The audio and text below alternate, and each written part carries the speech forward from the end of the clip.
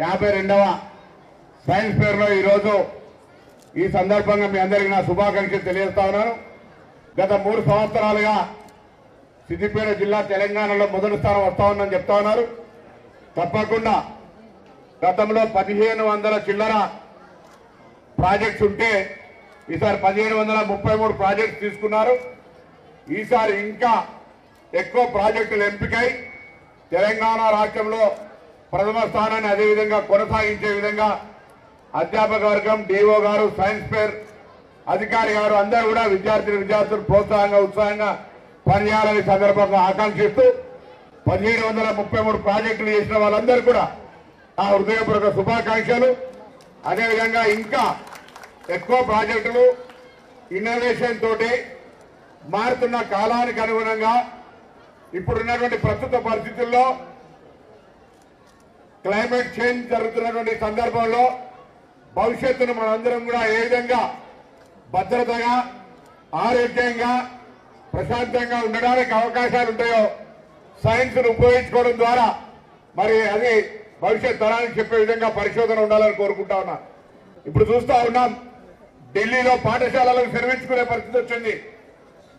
ఢిల్లీలో ఉన్నటువంటి కాలుష్యం వల్ల అక్కడ ప్రజలు ఆరోగ్యానికి ఇబ్బంది పడి పక్క రాష్ట్రాలకు వలసపోయేటువంటి పరిస్థితి వస్తూ ఉంది. దాన్ని దృష్టిలో పెట్టుకొని ప్రభుత్వంగా అనేక రకాల పాలసీలు తెస్తా ఉన్నాం. పొల్యూషన్ కంట్రోల్ చేయడానికి కానీ, వాతావరణ కాలుష్యాన్ని నివారించి ప్రకృతిలో అందరూ ఆరోగ్యంగా ఉండేటువంటి విధంగా ప్రయత్నం చేస్తా ఉన్నాం.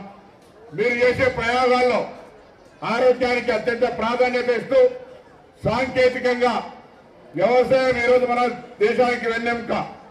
వ్యవసాయంలో కూడా ఇప్పటికీ అనేకమైనటువంటి పనిముట్లు సాంకేతిక విప్లవం ద్వారా చాలా మార్పులు జరిగినాయి. ఒకవేళ మన వరి కోత మిషన్ లేక ఉంటే ఇలా మనకుండబడినటువంటి లేబర్ షార్టేజ్ తోటి ఏ విధంగా అసలు పంటలు ఎన్ని ఉత్పత్తి అయ్యేటిగా ఒక్కసారి ఆలోచన చేయాలి. ఆ విధంగా భవిష్యత్తులో కూడా ఇంకా వ్యవసాయం అనేటువంటి అంటే ఇజ్రాయెల్ లోపల జరుగుతున్నటువంటి సాంకేతిక విప్లవం ఎట్లయితుందో పంట మొక్కకి అవసరమైన నీళ్లు ఆ అవసరమైనటువంటి ఆ యొక్క భూసార పరీక్షల ద్వారా అవసరమైనంత మేరకు మాత్రమే సరఫరా చేసి వృధా కాకుండా వాటిని సేవ్ చేయడంతో పాటుగా ఉత్పత్తి ఎక్కువ వచ్చే విధంగా అనేకమైన సాంకేతిక విప్లవాలు తీసుకుంటా ఉన్నారు. ఇక్కడ కూడా రైతు కుటుంబాలకు సంబంధించిన మీరు మన తల్లిదండ్రులు కష్టపడుతూ ఉంటే చూస్తూ ఉన్నాం. ఉన్నటువంటి నీటి వనరులు వృధాగా జరుగుతూ ఉన్నాయి. అన్నింటినీ ఏ విధంగా కాపాడుకుంటూ భవిష్యత్తులో ఇంకా సమాజం అంతా ప్రకృతి వాతావరణం ఎట్లా ఉండాలో కూడా ఆలోచన చేయాలి. నవంబర్ వచ్చింది, ఎండ తీవ్రత కొడతా ఉంది. రాత్రి చలి ఇప్పుడిప్పుడే ప్రారంభం, చలి కూడా తక్కువ. అంటే ప్రకృతి పరంగా ఎండ, వాన, చలికాలాలు వాటి ప్రకారంగా నడిచే విధంగా ఉన్నట్టయితేనే ఆ గ్లోబ్ కరెక్ట్ తిరిగి మన అందరూ ఆరోగ్యంగా ఉండగలుగుతాం. సూర్యరశ్మి మన శరీరానికి ఎంతో ఉపయోగం.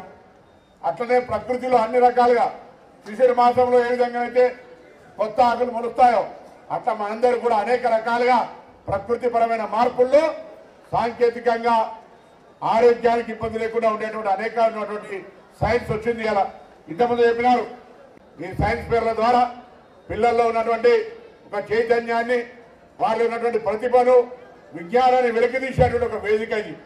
దీన్ని ఇంకా మరింతగా రాష్ట్ర స్థాయి పోటీలతో పాటుగా ఇంకా జిల్లా స్థాయిలో కాక క్షేత్రస్థాయిలో కూడా అనేక కార్యక్రమాలు నిర్వహించే విధంగా ప్రయత్నం చేస్తామనే మాట ఈ సందర్భంగా మనం చేస్తాను. సైన్స్ ఫేర్ అనేటువంటి పిల్లల్లో ఉన్నటువంటి ప్రతిభను వెలికి తీయడానికి కాదు, భవిష్యత్తులో సమాజానికి అవసరమైనటువంటి అనేకమైన అంశాలు కనుగొనడానికి ఇది ఒక వేదిక. కాబట్టి దయచేసి మీ అందరి మరొక్కసారి నేను అధ్యాపక వర్గాన్ని కోరుతా ఉన్నా.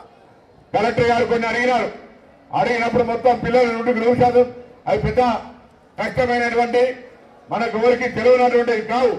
సమయం ఉన్నప్పుడల్లా ఈ యొక్క జనరల్ నాలెడ్జ్కి సంబంధించి కొన్ని చారిత్రకమైనటువంటి అంశాలు పిల్లలకు తెలిసే విధంగా నాకేం బాధ్యత, నేను సోషల్ టీచర్నా, నేను మ్యాథమెటిక్స్ అనేది కాదు, మీకు తెలిసిన జ్ఞానాన్ని వాళ్ళకు పంచేది.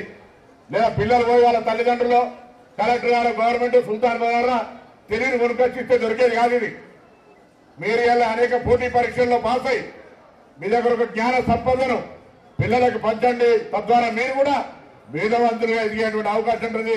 మీరు కూడా రీసెర్చ్ మీరు ఎప్పటికప్పుడు కొత్త జరుగుతున్న అంశాలను తెలుసుకొని పిల్లలకు ప్రతిదీ సమాచారంగా ఉండే విధంగా ప్రయత్నం చేయమని చెప్పి కోరుతా ఉన్నాను. మాతృదేవోభవ, పితృదేవోభవ, ఆచార్య దేవోభవ విద్యార్థి నాయకుని ఇవాళ ఇక్కడి దాకా వచ్చినా అంటే మీ అందరూ ఆశీర్వచనంతో వచ్చినాం. మనం పిల్లలకు మార్గదర్శకత్వం మనం అందరూ పిల్లలకు సంబంధించి తప్పకుండా మంచిని నేర్పే ప్రయత్నం చేయాలని చెప్పి కోరుతా ఉన్నా.